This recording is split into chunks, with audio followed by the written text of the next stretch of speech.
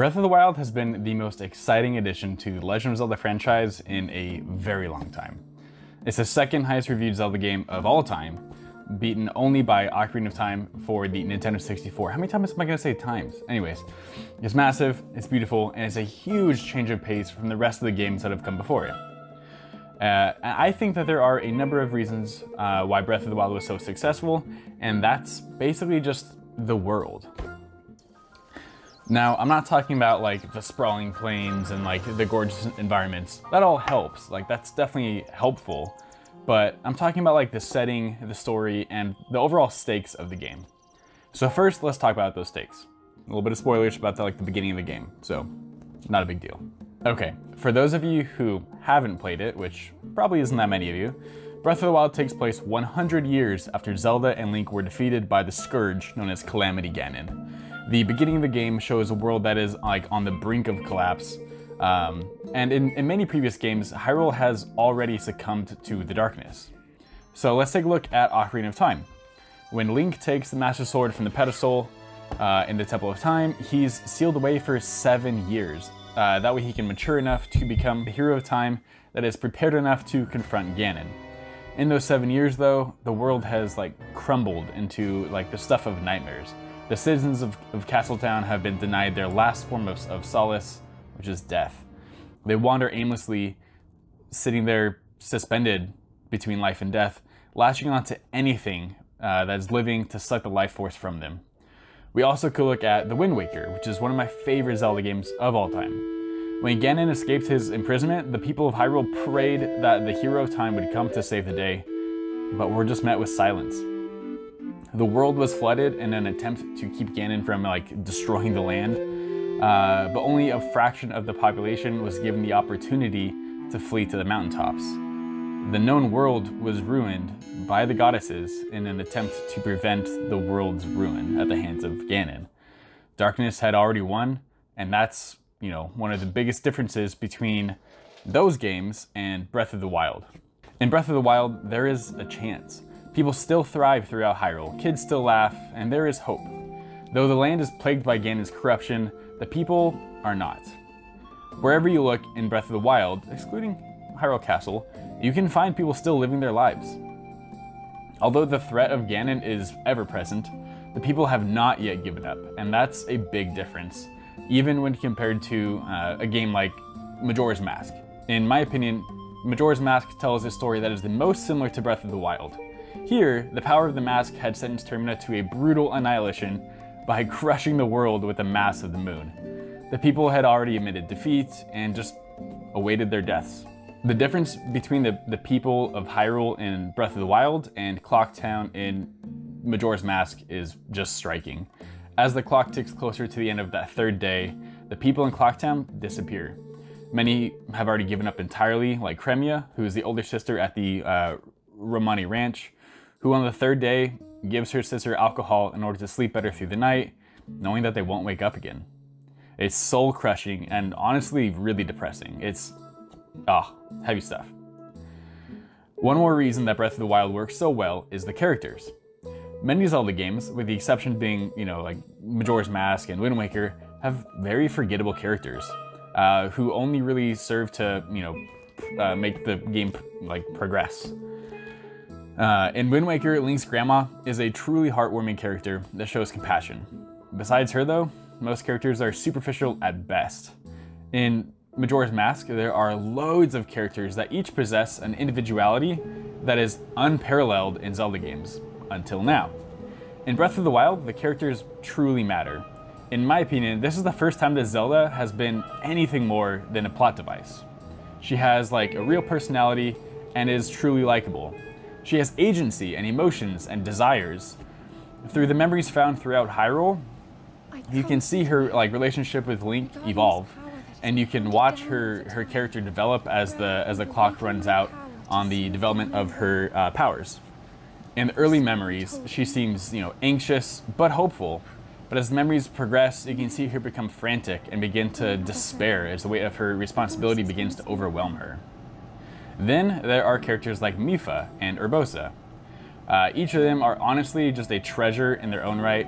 Mipha's story is one of love and devotion and heartbreak and ultimately tragedy. Urbosa cared for Zelda after her mother passed away and shows a sense of strength and just will that is unparalleled. Her dialogue throughout the memories depicts a woman with like real depth and resolve. And then we see characters like Sidon, who is a vessel of hope and light for his people, and Daruk, who is the loyal, friendly powerhouse that is the rock that grounds all of the other champions. I suppose it's pretty fitting that he's a Goron, right? What I'm trying to say is that these characters have depth. The stories that they tell and the emotions that they show feel real, and this changes the gravity of the game. In Wind Waker, which is probably my favorite Zelda game of all time, Link's sister Errol feels just like a plot device. There isn't enough backstory or development to make her engaging, which makes the primary purpose of the game less impactful. The same applies to most instances of Zelda that we ever see throughout the games. Twilight Princess Zelda seems aloof and disconnected. In Ocarina of Time, Zelda is barely even present, and in most of the games, she too is just a plot device. Defeat Ganon, save Zelda, that's the extent, and that's the depth. But here, the characters grow. For me, that makes the game feel more impactful and compels me forward on my mission. It raises the stakes, and it puts this game above many, many others that fail to move me. For instance, let's think about Fallout 4. In the first few minutes of the game, your spouse is killed and your son is kidnapped while you're like refrozen in a cryogenic chamber. Your purpose in the game is to find your son, but like 99% of the game is you dicking around in the wasteland until you finally remember what you were supposed to do at all. But in Breath of the Wild, it's nearly impossible to forget. Ganon's corruption can be found in almost all corners of Hyrule. The divine beasts under Ganon's control pose a serious threat to the nearby villages. Moblins and other vile creatures roam freely, showing you the threat that lingers on the land. It's a method of storytelling that creates this like perfect atmosphere. It also serves to coach the player, never letting them forget what must be done. Ruins from the war that took place 100 years ago can be found, scattered across the land. Crumbling buildings, roads, and paths that are overgrown with grass. It's right there, waiting for you to find it. Almost anywhere throughout Hyrule, the corrupted Hyrule Castle can be seen, reminding you of what must be done. The dev team managed to give you like complete agency with how you like play the game. Yet at the same time, never let you forget your purpose. It's a form of craftsmanship that I haven't seen another game nail quite as well. On top of all of that though, is a nearly perfect gameplay system. Combat is responsive, precise, and scales well from like the newbiest gamer all the way up to the god tier players. There's never just one way to solve a puzzle. With the powers that they added that you can access through the Sheikah Slate, you can manipulate the environment and use your creativity to create solutions beyond what is expected of you. You can't find that second orb of electricity to open the gate?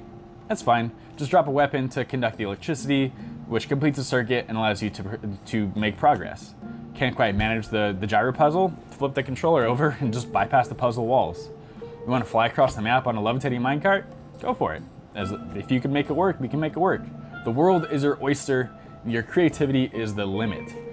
It's this freedom that makes the gameplay so wonderful.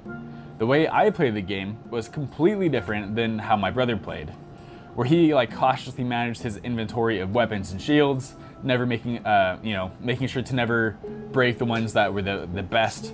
I went through them with like reckless abandon. And then I went to Hyrule Castle and farmed, the best weapons in the game pretty much really early on. And I only skimmed the surface of the cooking system, while he made like 4-course meals that would put Gordon Ramsay to shame. It's amazing just talking with other players, asking them how they finished puzzles, and just how they played the game. You can learn some really wild tricks from just about anyone. These are the things that took Breath of the Wild and gave it that extra push from an A to an A+.